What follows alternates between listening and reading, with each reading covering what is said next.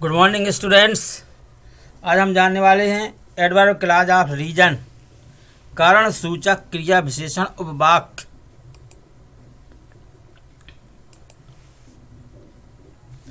पहले देखेंगे डेफिनेशन, परिभाषा क्या है। जब एक सिंपल सेंटेंस दूसरे सिंपल सेंटेंस में इस प्रकार जुड़ता है कि वह जुड़कर दूसरे सेंटेंस की वर्ब का कारण बताए तो उसे एडवर्ब क्लॉज ऑफ रीजन कहते हैं।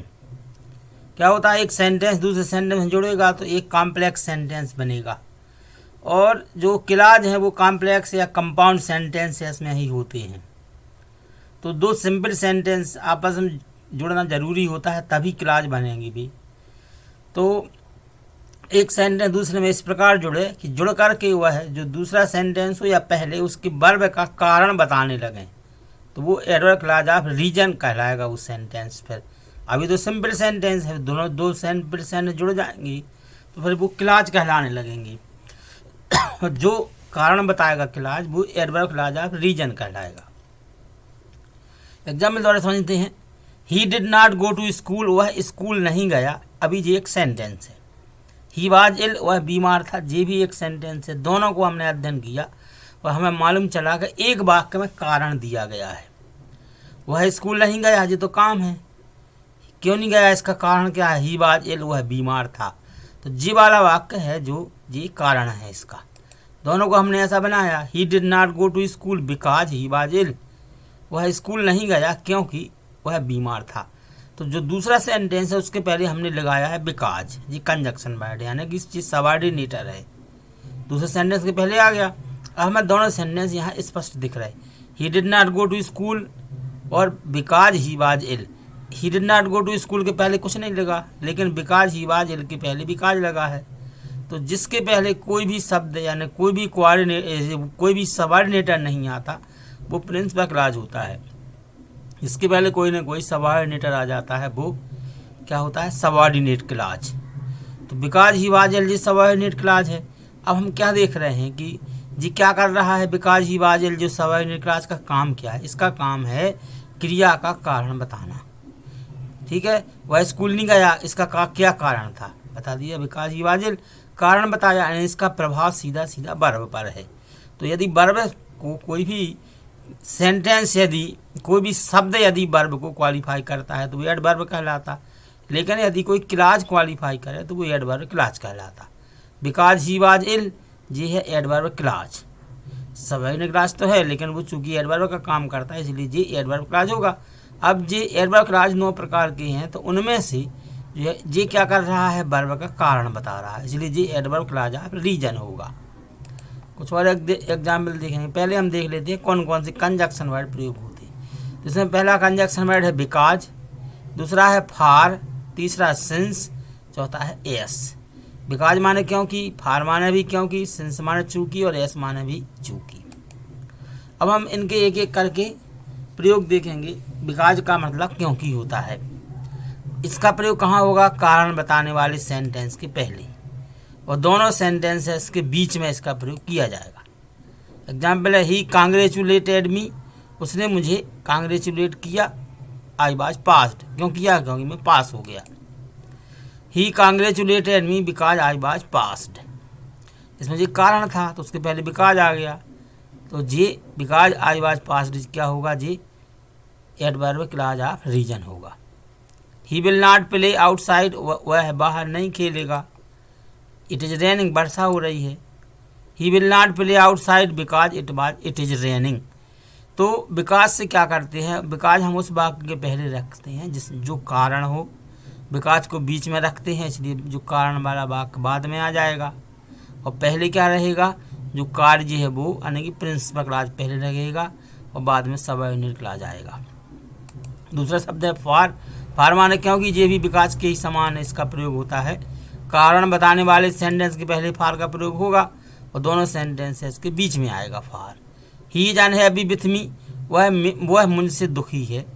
आई did not do his work, मैंने उसका काम नहीं किया। क्यों दुखी है? क्योंकि मैंने उसका काम नहीं किया। इसलिए ये है रीजन, उसके पहले हमने क्या लगा दिया है? फॉर। यहाँ हम बिकॉज भी लगा सकते, कोई भी वर्ड जो इसमें 4 कंजक्शन हैं वे लगाए जा सकते हैं नियमों के अनुसार। He is unhappy with me for I did not do his work, वह मुझसे दुखी है क्योंकि मैंने उसका काम नहीं किया। I spoke to his father, मैंने उसके पिता से बात की। ही वाज नॉट देयर, वह वहाँ नहीं था। I spoke to his father for he was not there, मैंने उसके पिता से बात की क्यों, क्योंकि उसके वह वहाँ नहीं था। इसलिए जो हमने जी वाला वाक्य था रीजन, उसके पहले आ गया फार, फार जो कि बीच में आता, इसलिए फार के बाद में रीजन वाला वाक्य आया है। नेक्स्ट है एस, एस का मतलब होता है चूंकि। चूंकि ये कहाँ उद्देश्य बताने वाले वाक्य के पहले, उद्देश्य नहीं है जी, रीजन है। रीजन माने कारण, मिस्टेक से लिखा है। कारण बताने वाले वाक्य पहले एस का प्रयोग होगा और दोनों सेंटेंसेस की जी पहले प्रयोग किया जाएगा। जैसे ही सक्सीड, वह सफल हो गया। ही वर्कड हार्ड, उसने कठिन परिश्रम किया, कठिन परिश्रम किया तो सफल हो गया। तो जी वाला वाक्य होगा कारण एस ही वर्कड हार्ड, चूंकि हमें एस से जोड़ना, एस वाक्य के पहले आता, इसलिए एस ही वर्कड हार्ड, चूंकि उसने कठिन परिश्रम किया। ही सक्सीडेड, वह सफल हो गया। I went to the doctor, मैं डॉक्टर के यहाँ गया। आई वाज इल, मैं बीमार था। तो डॉक्टर के यहाँ जाने का रीजन क्या है, मैं बीमार था, जो रीजन है इसी के पहले एस आ जाएगा। As I was ill, I went to the doctor. तो जिसके पहले जो सबऑर्डिनेटर होंगे वो सबऑर्डिनेट क्लॉज कहलाएगा और वही एडवर्ब क्लॉज ऑफ रीजन भी होगा। नेक्स्ट है सिंस, सिंस का मतलब चूंकि। ये भी उद्देश्य गलत लिखा है यहाँ पर, क्या है इसका कारण बताने वाले सेंटेंस के पहले, दोनों सेंटेंसेस के पहले भी इसका प्रयोग होगा। आई वाज अफ्रेड, मैं भयभीत था। द नाइट वाज डार्क, भयभीत होने का कारण क्या था, रात अंधेरी थी। तो since the night was dark, इसके कारण के पहले आ जाएगा सिंस, जो सिंस है वो पहले आता। Since the night was dark I was afraid, चूंकि रात्रि अंधेरी थी मैं भयभीत था। You can not be employed, तुम्हें नियुक्त नहीं किया जा सकता। यू आर ओवर एज, क्योंकि आप ओवर एज हैं। दोनों में क्या है reason, you are over age, इसके पहले सिंस लगाया जाएगा। Since you are over age you can not be employed. Because, for, since और एस, इन सभी के हम एक साथ प्रयोग देख रहे हैं।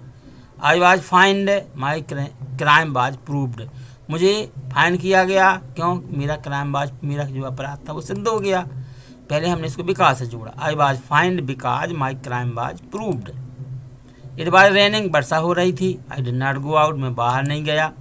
It was rain, I did not go out for it was raining, मैं बाहर नहीं गया क्योंकि वर्षा हो रही थी। जी फार से जोड़ दिया है हमने।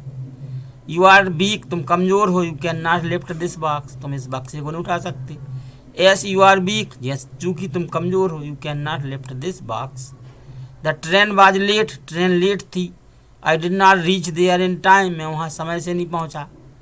Since the train was late I did not reach there in time, मैं वहाँ समय से नहीं पहुँचा। यहाँ हमने देखे हैं चारों शब्दों का प्रयोग करके।